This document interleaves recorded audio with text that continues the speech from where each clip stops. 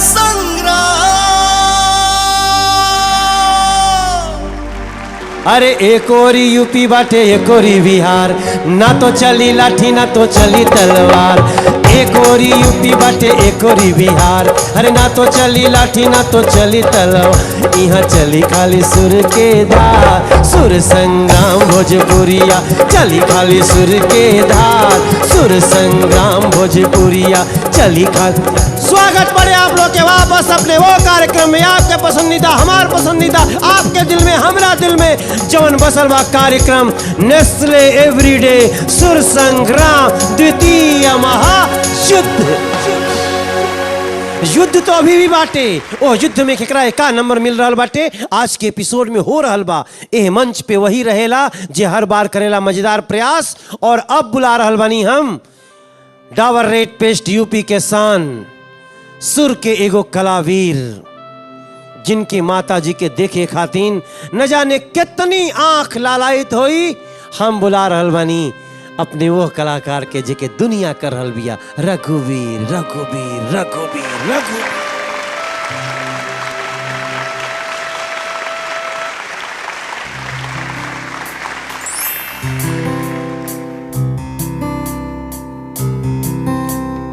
मैं कभी बतलाता नहीं, पर अंधेरे से डरता हूँ मैं माँ। यूं तो मैं दिखलाता नहीं, तेरी परवाह करता हूँ मैं माँ। तुझे सब है पता है न माँ, तुझे सब है पता मेरी माँ।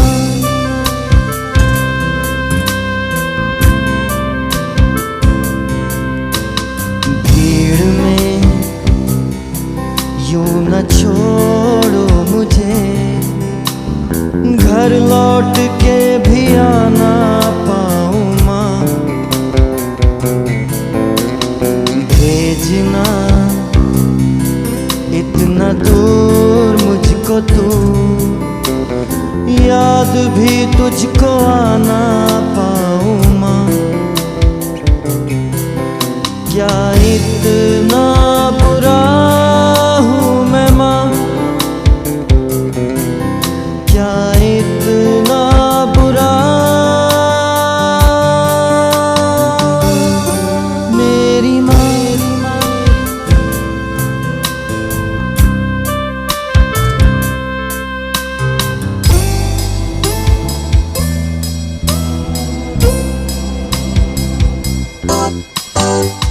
जब भी कभी पापा मुझे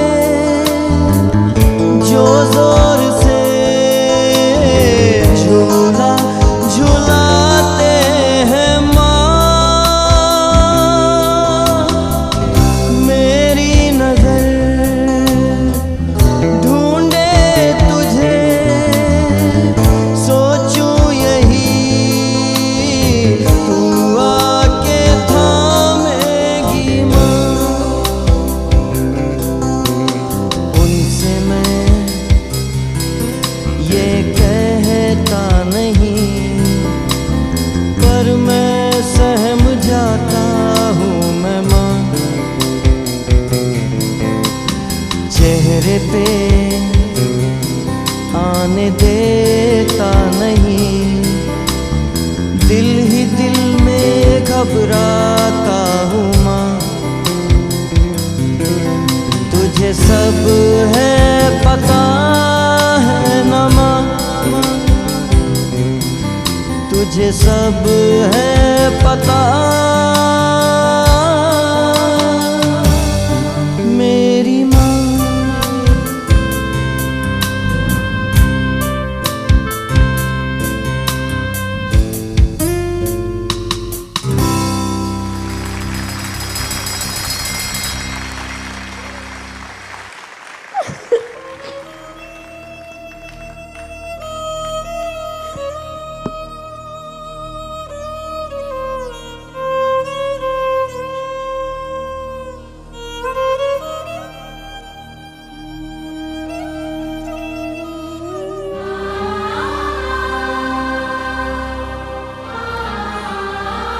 अपने आप को संभालो माँ। तुमने एक ऐसा रत्न पैदा किया है कि सारा संसार तुमको कहेगा मेरी माँ, मेरी माँ, मेरी माँ।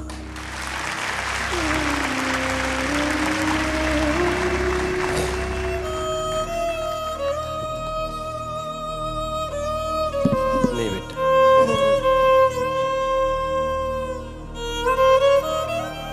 चल संभाल अपने को।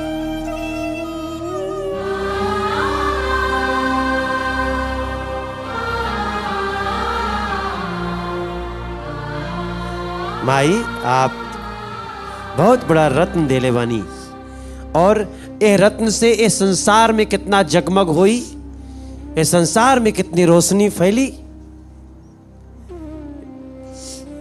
लेकिन हम जानता नहीं कि तू यहाँ आके बड़ी कृपा केले बड़ू हमनी पर।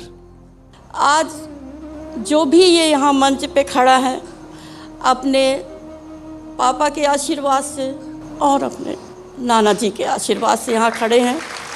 हमारे पास तो कोई ऐसा कुछ भी नहीं था कि हम इसको इस लायक बना सकते। जो भी है ये अपने मेहनत और बड़ों के आशीर्वाद के कारण आज यहाँ पर खड़े हैं।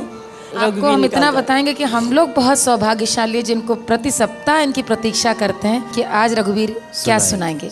और आज जो इन्होंने सुनाया, क्या गाया है आज आपने, बहुत बहुत सुंदर। और रघु भैया के बारे में कुछ कहें, ऐसे मर्यादा पुरुषोत्तम राम के जैसे उपमा में कुछ कहल जाए तो बस यह कहें कि प्रणाम बाटे, ये हीरा जोन दिलू, धन्यवाद, बहुत बड़ी। पहली बार मुझे आज ऐसा लग रहा है कि माँ के माँ शब्द के सामने संगीत छोटा सा लग रहा है मुझे। और मैं गाने के बारे में तो मैं कुछ भी नहीं कहना चाहूँगी।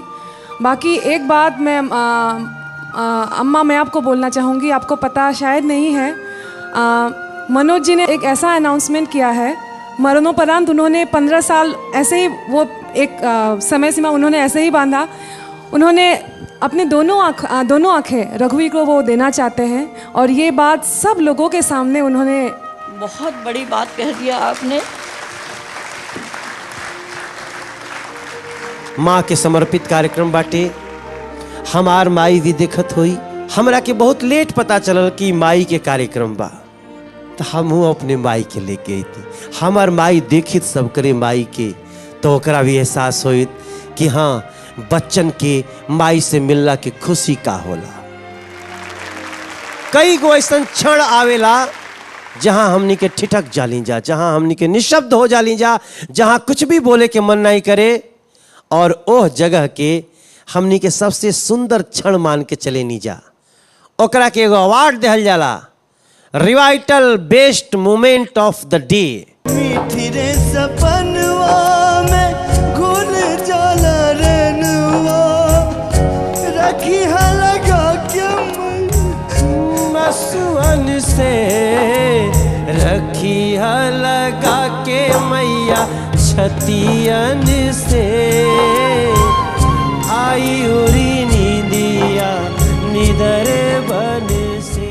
आज के सुथौल तरो ताजा परफॉर्मर के अवार्ड खातिर हम हर माँ से प्रार्थना करब कि मंच पे आ जाए जा। हम मनोहर के माई आ जाएं, मंगला के माई आ जाएं, और जाहिद की अम्मा आ जाएं, ममता के आ जाएं अम्मा, सब लोग अपने अपने अम्मा के लेके चलावे।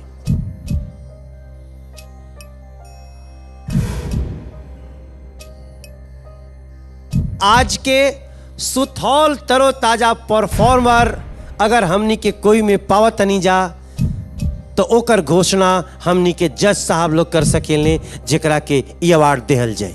मनोज बाबू, हमनी के न्याय मंडल ई सोच विचार के बाद भइल कि आज के जो सुथौल तरोताजा जोन अवार्ड बाटे वो हमनी लोग चाहता नहीं कि कुल माई लोगों में बटा जाए। जोरदार ताली से स्वागत करे के डिसीजन के।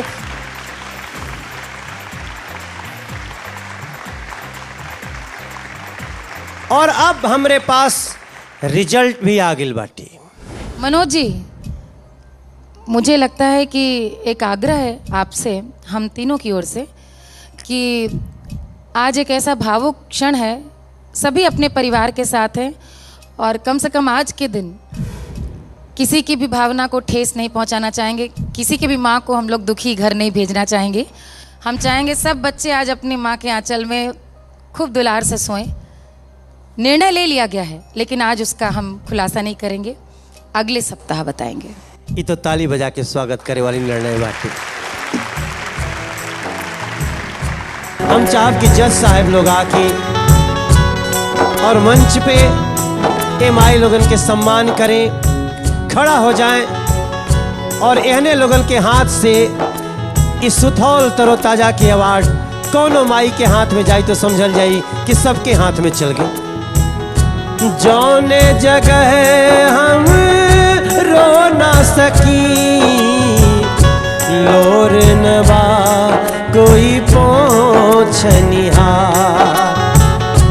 हम अपने माई के चरण में लोर बावे आ गईली, हम फिर गावे आ गईली,